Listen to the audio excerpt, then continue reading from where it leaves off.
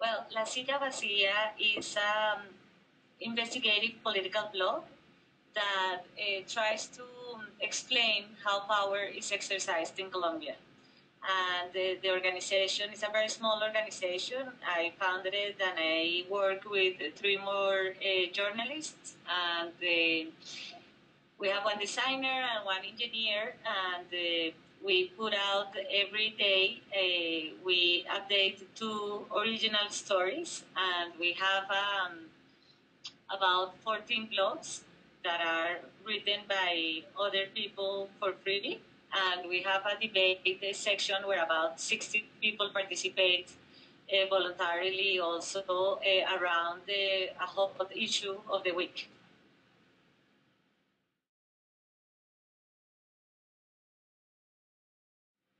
Well, when I finished writing a book about the internal war in Colombia and I had to go back to working in Semana magazine, I felt that I had left out of my stories in the traditional media a lot of information that was key to understand what was really going on in the country. And I felt that I wanted to have my own media. At first, I didn't know exactly what I wanted to do. I thought I wanted to do a newspaper, but of course, doing a newspaper is really expensive and newspapers are dying anyways. So I thought when I was at Harvard, and I started seeing what the Huffington Post and Political.com were doing, I thought, well, I could do something on the web and I could, do my newspaper and write exactly about what I wanted to write, that it was about how power is exercised. I could do it in a political blog that was investigative.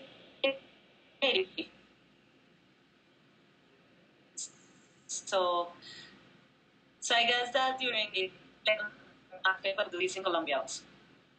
Um, when I finished writing my second book that was about the war in Colombia, I realized that I left out a lot of information in my news stories that were key to understanding what was going on in the country. And I thought, I want to do my own newspaper, I thought at the moment. But after finding out how expensive it was to do it, I thought, well, it won't be a newspaper, but I will do something on the web. And then when I was living in the US, I was a Nieman Fellow, and I was following the American elections. And I started reading the Huffington Post and Politico.com and Talking Points memo, and I that I could also do that in Colombia, to have my own investigative political blog, to produce original information with a small team of reporters, and that could be very valuable in a information to conglomerates. I think that one of the things that is the hardest about having your own media in Colombia is that for companies to advertise on my media. When we are going to sell advertising, they tell us that this is too political, too polemical, too critical of the government. And so finding a way to make this sustainable in the beginning is quite difficult until we have a lot of traffic, and when it becomes such a established media that it will be impossible not to advertise in there. But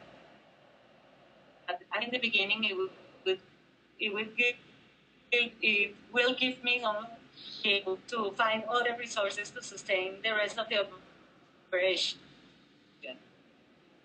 So that would keep me with my own salary. That will help a lot with the whole organization. Another thing that will be very important in my work about being an Ashoka fellow is to have access to the rest of the network of fellows who do amazing work, and I'm sure that meeting that are also joining will help me, find new ways and more efficient ways to do what I'm doing.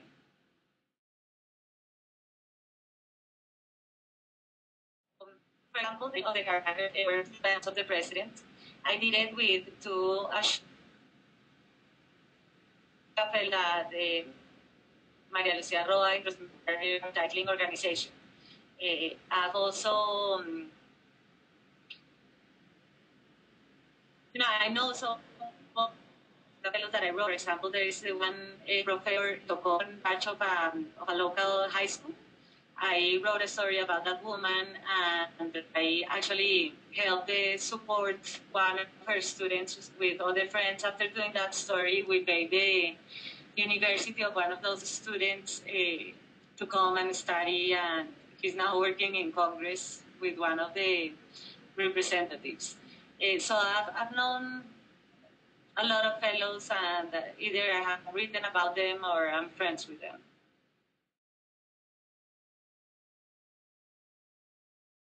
Well, I reached my first goal, that was to be able to put together the project and start doing it. We started 5 months ago, and, and I've already put together my second goal, that was to build a community of users around La Silla Vacia. We already have 50,000 unique users and about 200, and that's really, that was like a dream that I had, and I feel that I have fulfilled it, that was to be able to have readers. And we have accomplished our third goal, that was to have influence on the public agenda. So far, in these 5 months, we have put in the public agenda at least 4 big issues. Two of the biggest ones, that is the Estado de Opinión, that is like a concept that is now starting to use the president to say that the will of the people is more important than the democratic institutions. We were the first ones to talk about it because we were following his speeches very closely. We also denounced some practices that the Interior Minister used to convince congressmen to approve a referendum to re-elect the president. We were the first to do that, and this has been discussed in Congress. This is being taken into account by the Constitutional Court. So that has been a big issue. And we have also denounced at least 2 other corruption scams at the local level that have been quite important. So I feel that one of my aims was to have influence and to be able to put in the public agenda some issues, and we have been able to do that. We also were the first ones to denounce that were seeing the garbage recyclers on the street, and that they changed some laws to be able to have a monopoly of that market. So I feel that I'm proud that I have been able to talk about some issues that are usually off the traditional media, and also to be able to put in the center of the agenda other topics with our investigations. My name is Juanita Leon, and I'm a change maker.